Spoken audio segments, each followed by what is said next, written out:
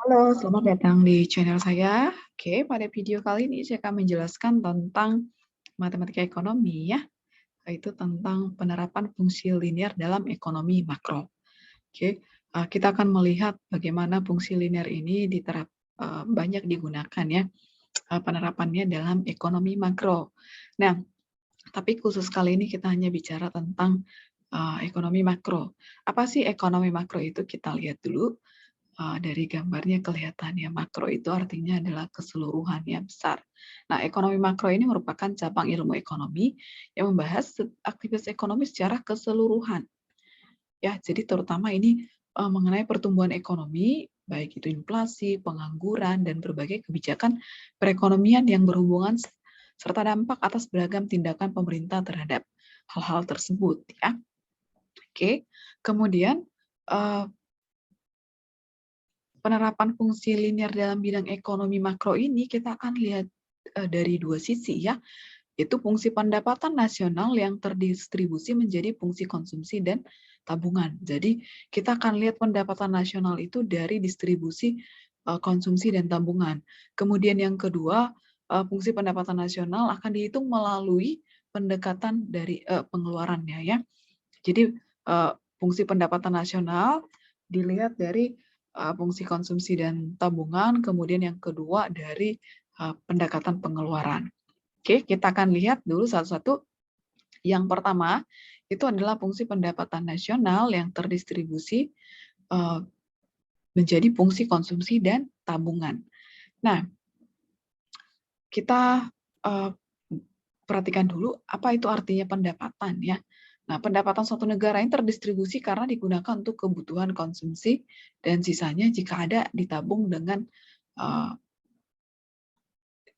ditabung ya. Jadi bisa kita nyatakan dalam fungsi berarti kalau ini pendapatan ya. Pendapatan berarti sama dengan apa yang kita konsumsi dan apa tabungan kita ya.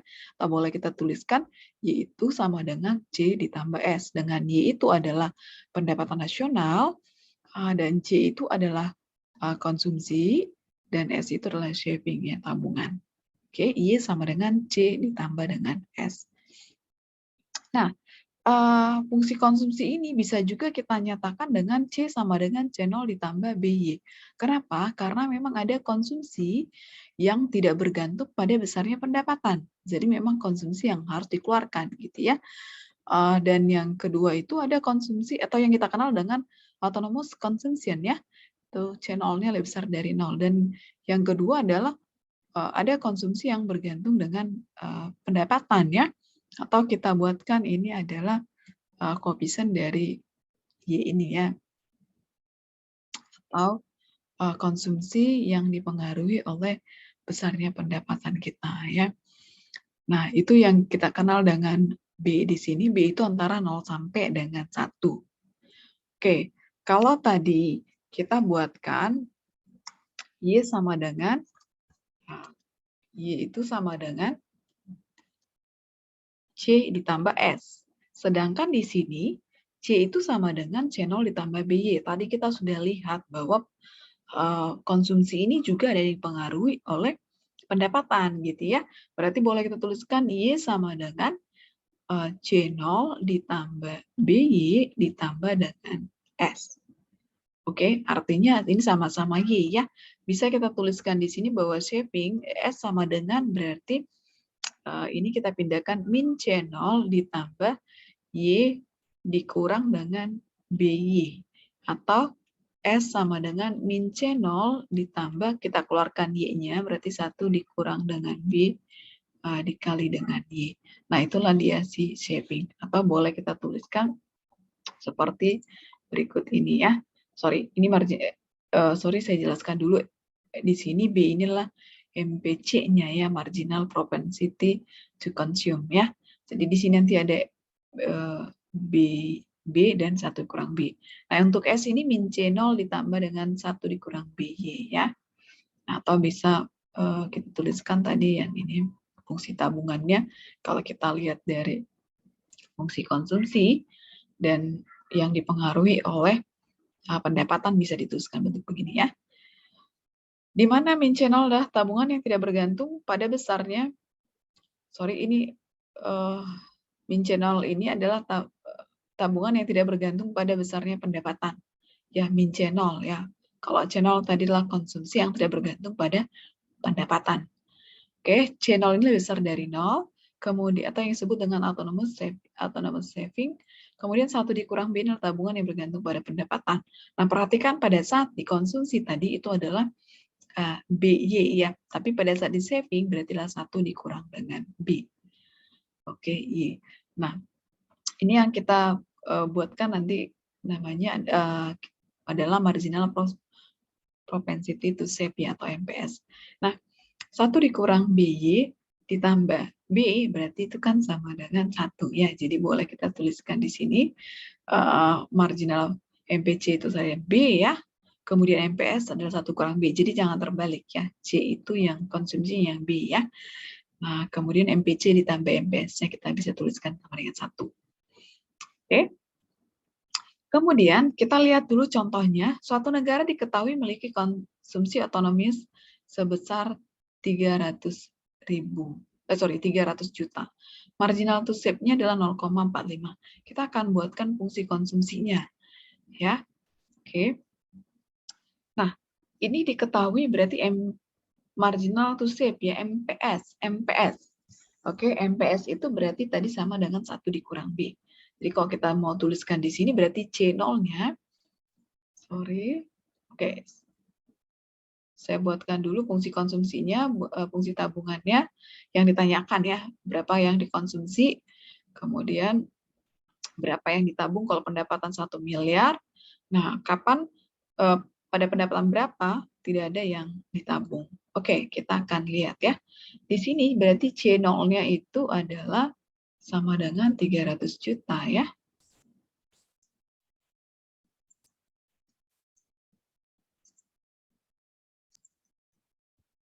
C0, ini ya, C0 sama dengan 300 juta.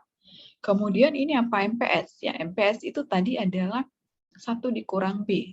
Sama dengan 0,45, berarti bisa kita buatkan MPC-nya atau sama dengan B-nya ya. Berarti 1 dikurang 0,45 ya. 0,55. Nah, fungsi konsumsinya, tadi fungsi konsumsi seperti yang sudah kita buatkan di slide sebelumnya tadi ya, berarti C itu sama dengan C0 ditambah BY. Nah, ya kan ini masih dalam bentuk fungsi ya, jadi dipengaruhi nanti oleh seberapa besar pendapatannya. Jadi boleh kita buatkan, berarti C sama dengan 300, C0-nya kan sudah ada 300 juta ya, ditambah dengan B-nya berapa? 0,55. 0,55Y. Nah, itu fungsi konsumsi. Kalau ditanyakan fungsi tabungannya, berarti tadi fungsi tabungan S sama dengan min C0 ditambah 1 dikurang dengan BY. Artinya kita bisa tuliskan saving berarti adalah min 300 juta ditambah 1 kurang B-nya berarti tadi 0,45 ya. 0,45Y. Nah, ini adalah dia si saving dan ini adalah fungsi konsumsinya.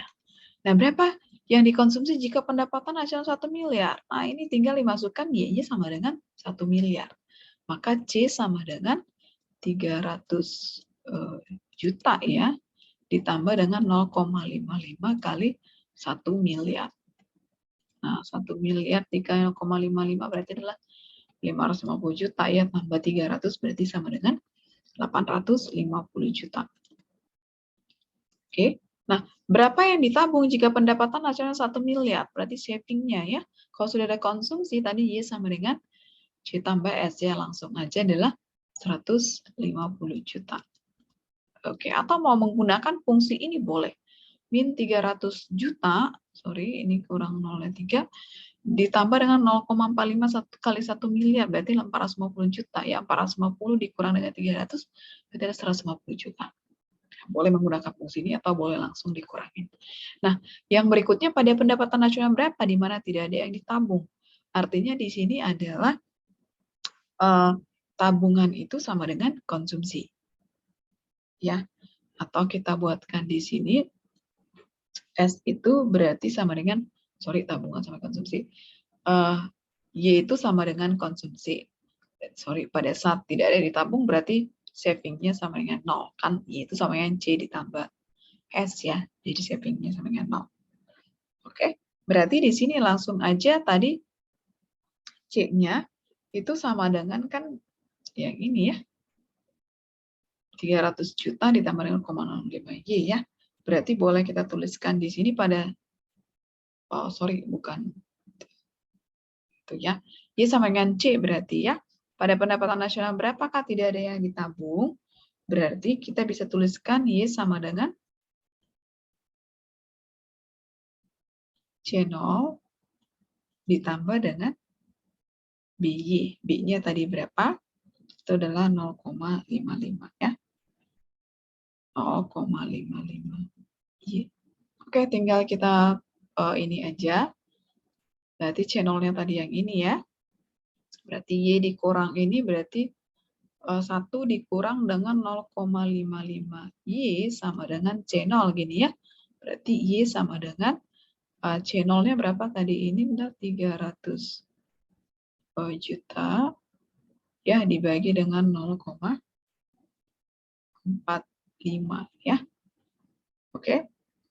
Dibagi 0,45 berarti sekitar 666 juta 666,667. Jadi sekitar segini ya. Pada saat pendapatan segini, maka ini semua habis untuk dikonsumsi, tidak ada yang ditabung.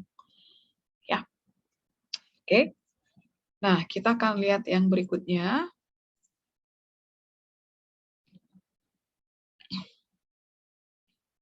Oke, ini fungsi pendapatan nasional dihitung melalui pendekatan pengeluaran. Kalau tadi kan masih di konsumsi dan tabungan. Sekarang kita lihat dari pengeluaran. Ya, jadi pendapatan berapa besar pendapatan dilihat dari berapa dilihat dari pendekatan pengeluaran ya. Oke, pendapatan nasional ini kan pada dasarnya ya waktu kita punya pendapatan juga berarti jumlah dari semua sektor yang di dalam negara ya yang meliputi jumlah dari pengeluaran total ya berarti ya semua sektor ya. Pendapatan nasional ini kan penjumlahan dari total dari semua sektor di dalam satu negara ya, meliputi sektor rumah tangga, ini dikenal sebagai konsumsi ya, pengeluaran dikenal sebagai konsumsi, yang kedua pengusaha, pengeluaran dikenal sebagai investasi, kemudian yang ketiga pemerintah, pengeluaran dikenal sebagai pengeluaran pemerintah atau G ya, I itu investasi, C itu konsumsi tadi. Kemudian yang keempat adalah perdagangan luar negeri, ini terdiri dari ekspor dan impor, itulah dilambangkan X dikurang M ya. Nah, jadi pendapatan nasional ini kan jumlah dari semua sektor dalam suatu negara ya. Oke, kita akan lihat dari pendekatan pengeluaran dulu. Jadi perhatikan untuk simbol-simbol ini. Oke, rumah tangga itu C ya, pengusaha I, pemerintah G, perdagangan luar negeri, ekspor impor X dikurang M. Nah, sehingga boleh kita tuliskan dari sini kan tadi kita mau berbicara pendapatan nasional dihitung dari semua pengeluaran-pengeluaran. Artinya, yaitu sama dengan C ditambah I ditambah G ditambah X dikurang M. Oke, nah kita lihat tuh satu-satu. Oke. Ya, untuk pendapatan disposable atau YD inilah pendapatan nasional yang secara nyata dapat dibelanjakan oleh masyarakat. Ini tidak termasuk di dalamnya pendapatan pemerintah ya. Jadi sebenarnya yang merupakan variabel independen ya dari fungsi persamaan konsumsi itu adalah YD, bukan Y. Karena C ini merupakan cerminan kemampuan masyarakat dalam berkonsumsi. Ya, jadi yang kita akan pakai nanti itu adalah YD. Oke, maka boleh kita tuliskan C sama dengan C0 ditambah dengan B dikali dengan YD ya. Oke. Kemudian transfer payment atau R, ini pembayaran alih merupakan pembayaran khusus ya yang diberikan pemerintah kepada masyarakat ya. Nah, biasanya pembayarannya ekstra atau bentuk tunjangan.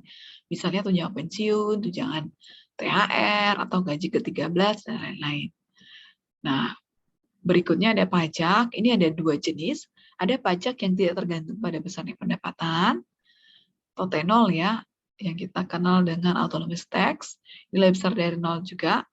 Yang kedua, pajak yang bergantung pada besarnya pendapatan, atau kita buat T kecil D ya. Income tax rate itu T, T itu antara 0 sampai dengan 1. Nah, berarti boleh kita tuliskan di sini, berarti T itu sama dengan T0 ditambah dengan TY. Ya, pajak berarti adalah pajak yang tidak dikenai, yang tidak dipengaruhi pendapatan ditambah dengan TY ya. Sehingga YD itu bisa kita tuliskan berarti Y ditambah dengan R dikurang dengan pajak. Ya, Y ditambah R dikurang dengan pajak, itulah dia YD. Nah, misalnya nggak ada R-nya, berarti YD sama dengan Y dikurang pajak. Karena tidak semua elemen-elemen itu harus selalu ada ya. Ada case-case dia tidak ada. Oke. Kemudian fungsi konsumsi, ini ada dua jenis juga, ini yang tadi sudah dijelaskan ya. Ada yang dipengaruhi oleh pendapatan, ada yang tidak dipengaruhi oleh pendapatan. Ya, C sama dengan C0 ditambah B, YD. Oke, jadi konsumsi dari YD ya. Kemudian investasi, fungsi investasi ini ada dua ya, ada yang investasi yang tidak dipengaruhi oleh tingkat suku bunga, ini tidak dipengaruhi tingkat suku bunga ya, I sama dengan I0. Atau autonomous investment ya, I0. Kemudian investasi yang dipengaruhi oleh tingkat suku bunga. Kalau misalnya ada suku bunga berarti I sama dengan I0 dikurang IR. Ya, R itulah tingkat suku bunga dan itulah proporsi I terhadap suku bunga ya. Kemudian pengeluaran pemerintah ini juga ada dua, ada yang bergantung pada pendapatan, ada yang tidak bergantung pada pendapatan ya. Sehingga boleh kita tuliskan pengeluaran pemerintah itu G sama dengan G0 ditambah GY. Kemudian ekspor impor, ekspor itu hanya ada X ya, X0 ya. Tapi fungsi import ini ada dua, ada yang bergantung pada pendapatan dan tidak bergantung pada pendapatan. Ada MO ya, autonomous import sama fungsi import berarti M sama dengan M0 ditambah MY. Oke. Nah, di sini ada variabel eksogen, berarti nilai yang tidak dipengaruhi dari perhitungan model ya. Ini bisa dilambangkan dengan C0, T0, I0, G0, X0, M0 ya, dilambangkan dengan O. Artinya dia tidak dipengaruhi oleh pendapatan ya, ataupun yang lain, perhitungan model. Nah, ada atau yang kita kenal dengan autonomous ya, ada variabel endogen nilainya diperoleh dari perhitungan model. Ya, contohnya itu ada beberapa nanti ya, misalnya kita mau tahu konsumsi, kita harus tahu dulu pendapatan nasionalnya, misalnya gitu ya, atau saving atau yang lain. Nah, ingat variabel endogen adalah nilainya diperoleh dari perhitungan model. Ada di sini parameter diberi lambang huruf kecil, contohnya tadi B, 1 kurang B, gitu ya. Oke, kita buatkan dulu contoh yang kedua. Nah, autonomous consumption berarti satu negara adalah 100. MPS-nya adalah 0,4 dari pendapatan disposable. Oke, berarti dari YD ya. Investasi nasionalnya 40 dan autonomous tax-nya 50. Itulah besarnya pendapatan dan konsumsi nasional. Oke, dari sini yang diketahui itu adalah autonomous consumption ya, berarti C0. MPS 0,4 berarti ini adalah 1 kurang B ya. Berarti boleh kita tuliskan di sini B-nya berarti sama dengan 0,6 dari YD. Investasi nasional berarti investasi itu adalah I0. Ya. Tidak ada investasi dipengaruhi oleh suku bunga di sini ya. Autonomous tax berarti adalah T0. Itu 50. Itulah besarnya pendapatan dan konsumsi nasionalnya. Nah, perhatikan di sini MPS ini adalah dari pendapatan disposable. Jadi kita harus tahu dulu pendapatan disposable berarti YD berarti sama dengan Y dikurang dengan apa? Di sini ada pajak T0 ya. Y dikurang dengan T0. Jadi boleh kita tuliskan di sini berarti kita mau buatkan Y sama dengan tadi Y itu persamaannya berarti C0 berarti C ditambah dengan I0 berarti di sini ya. C0 berarti ditambah dengan kalau C itu kan B ditambah B kali Y ya berarti ya. B Y. Oke, tapi Y itu Coba perhatikan di sini adalah pendapatan disposable ya. Oke, berarti boleh kita tuliskan di sini B dikali dengan kali YD tadi ya, Y dikurang dengan T0. Kemudian ditambah dengan karena ada variabel-variabel di sini hanya konsumsi, kemudian investasi dan tax. Yang lain-lain tidak ada, maka kita pakai variabel-variabel yang ada ini ya. Oke, maka ini berarti ditambah dengan I0. Oke, tadi C ditambah I, ditambah R, kemudian ditambah X dikurang M ya. Oke, berarti dari sini kita bisa peroleh bahwa Y sama dengan C0-nya berapa? 100 ya, 100 ditambah B-nya itu berarti adalah 0,6 kali Y ya. 0,6 kali Y dikurang dengan 0,6 kali T0. T0 itu adalah 50. Oke, saya buat mungkin kayak gini dulu. T0 ditambah dengan I0. Supaya kita samakan variabel Y-nya nanti. Y di sini dengan di sini berarti tinggal 0,4 Y. Oke, Y sama dengan 100. Kalau ini 100 ditambah 0,6 kali I0 tadi itu adalah 40 ya. 0,6 kali T0 itu adalah ini T ya. T0 maaf. Teksnya itu adalah 50. 0,6 berarti 100 dikurang dengan 30 ya, ditambah dengan I0-nya itu 40. Berarti 0,4 Y berarti sama dengan 110.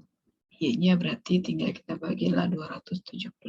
Nah, dapatlah Y-nya di sini. Oke.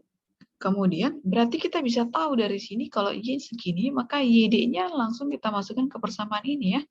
275 dikurang dengan T0-nya tadi adalah 50, berarti sama dengan 225 ya. Oke, itu untuk besarnya pendapatan. Oke, kalau pendapatan berarti inilah 275 kalau ditanyakan ya. Itu nggak besarnya pendapatan. Kalau pendapatan bersihnya berarti segini ya. Sorry, pendapatan disposable. Nah, konsumsi nasional tadi adalah harus berdasarkan disposable ini kan ya. Berarti boleh kita tuliskan berarti konsumsi, fungsi konsumsi C sama dengan C0 ditambah dengan B YD. Kita maka pakai YD-nya di sini. C0-nya berapa? 100 ditambah dengan B-nya tadi adalah 0,6 kali dengan 225. Oke, 0,6 kali 125. 225 adalah 135 tambah 100 benar 235. Nah, itulah fungsi besarnya konsumsi nasional. Oke. Nah, kita akan lihat contoh satu lagi ya, contoh yang ketiga untuk memperjelas pemahamannya. Oke, nah di sini diketahui bahwa autonomous consumption ya dari suatu negara itu adalah 1000. Oke, berarti kita kenal dengan C0. C0-nya berarti sama dengan 1000. Oke, kemudian MPC-nya diketahui sama dengan 0,8. Oke, ini C0 sama dengan 1000, MPC itu berarti adalah B-nya ya. B-nya sama dengan 0,8. Investasi untuk sektor usaha, sektor badan usaha itu sama dengan 300. Berarti investasi ya I0 tidak dipengaruhi oleh suku bunga ini ya. Kemudian pengeluaran pemerintah itu berarti tadi singkatan di depan itu lagi. Ekspor impor berarti X dikurang M berarti sama dengan 225 dikurang 175 ya. Nah, itu nggak besarnya pendapatan nasional. Nah, untuk kita mendapatkan pendapatan nasional, di sini ada beberapa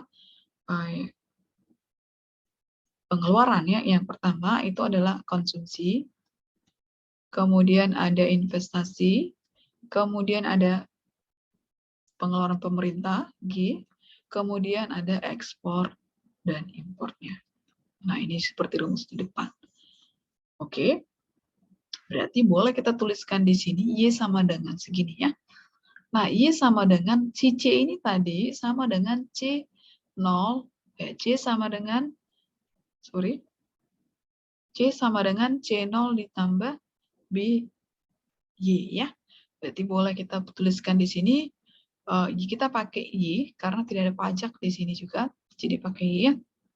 C0 ditambah B-nya adalah 0,8 Y, ditambah I-nya I0 juga 300, ditambah keluaran pemerintah juga sama G0 ya 250, ditambah ekspor impor berarti 225 dikurang dengan 175 ya. Oke, berarti dari sini kita bisa tuliskan maka Y pindahin ke satu ruas, Y dikurang berarti 0,8 Y berarti 0,2 Y berarti sama dengan C0-nya berapa? 1000 ya. Ditambah dengan 300 ditambah 250 ditambah dengan 225 ya. Dikurang dengan 175 berarti adalah 50. Berarti Y sama dengan 0,2 Y sama dengan ini berarti sama dengan 1600. Maka Y sama dengan 1500 bagi 0,2 berarti adalah 8000. Nah, itulah dia besarnya pendapatan nasional. Nah, variabel endogennya, tadi apa itu variabel endogen? Nilainya diperoleh dari modal. Dari sini semua ini tidak ada yang endogen ya. Usaha, pemerintah, ekspor, impor, semua adalah autonomous consumption. Maka pengeluaran variabel endogennya berarti adalah fungsi konsumsi. Berarti C sama dengan C0 ditambah dengan tadi fungsi konsumsi apa? C0 ditambah dengan ini ya 0,8 Y. Berarti C0-nya adalah 1000 ditambah 0,8 itu berarti kali dengan Y-nya 8000 ya. 0,8 kali 8000 berarti sama dengan 6400 ya, tambah 1000 berarti sama dengan 7400. Oke. Nah, itulah dia variabel endogennya, itulah fungsi konsumsi. Oke, demikian penjelasan saya. Thank you sudah menonton video saya. Jangan lupa untuk di-like, di-subscribe, dan di-share ya. Thank you semua.